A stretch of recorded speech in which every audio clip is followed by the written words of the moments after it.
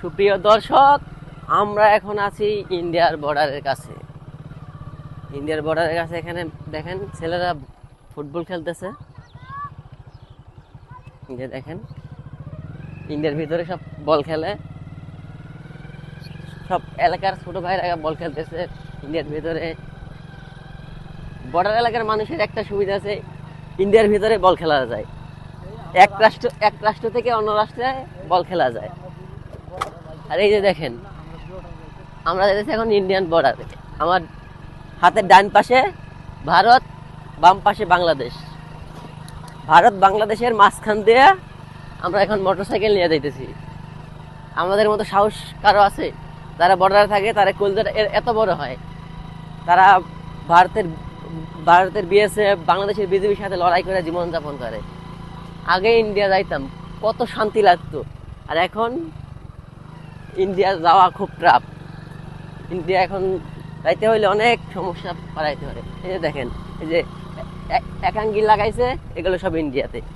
এতে সব আমরা ইন্ডিয়া যাইতেছি। দেখেন এই যে এটা ইন্ডিয়ার ভিতরে, ইন্ডিয়ার ভিতরে রাস্তা। বাংলাদেশ আর ইন্ডিয়ার মেন সীমানা এটি। কত জায়গা থেকে কত মানুষ আসে শুধু এই বর্ডার ঘুরে দেখার জন্য। আর আমরা নিজের এলাকায় বর্ডার থাকেও আমরা কখনো একটা ভিডিও বানাই না, একটু ঘুরে দেখাই না। কারণ যে মানে একটা বাংলায় প্রবাদ আছে, বাড়ির গরু পোলার ঘাস খায় না। সেরকম আমার এই ভিডিও দূর দূরান্ত থেকে মানুষ এসে করে, কিন্তু আমরা কখনো এইসব ভিডিও বানাই না, করি না। কারণ আমার মনে হয় না যে এইসব ভিডিও সেরকম ভিউ পাওয়া যায়। কিন্তু দেখি যে যারা দূর দূরান্ত থেকে আসে বানায়, তাদের অনেক ভিউ। কিন্তু আমরা এলাকার ছেলে পেলে যদি এইসব ভিডিও করি, তাহলে ভিউ আসে না। এলাকার মানুষ বলে যে কি ভিডিও বানাস, এ তো নিজের এলাকায় ভিডিও বানাইলে একটু কি ভিউ আসবে। কিন্তু কেউ তো আর বোঝে না যে বাংলাদেশ আর ইন্ডিয়া বর্ডার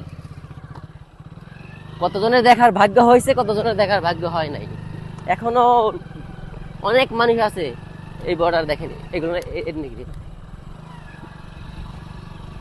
তো সবাই চলে আসবেন দৌলতপুর থানা, চিলমারি ইউনিয়ন, বাংলা বাজারে ইন্ডিয়ার বর্ডার দেখার জন্য।